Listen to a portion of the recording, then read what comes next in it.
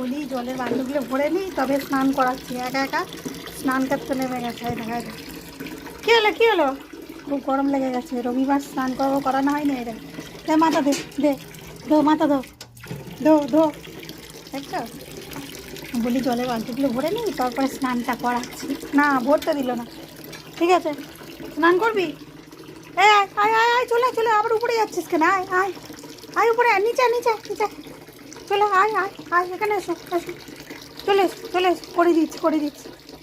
বাবা, ও তো মুখে বলতে পারে না, তো যাই হোক, ওর ভাষা আমরা বুঝি। হ্যাঁ আয় আয় আয় আয়, চলে চলে, নাম নাম নাম, নিচে নাম, আয় আয়। রকি, কোথায় গেলি আবার? করবি না তো, স্নান করবি না? জিপটু দেখো, এক হাতে বেরিয়ে গেছে। এই গরমে এবার ওই খুব কষ্ট হবে। তো চলো টাটা, রকি এবার স্নান করবে। চলে চলে চলে, নামো।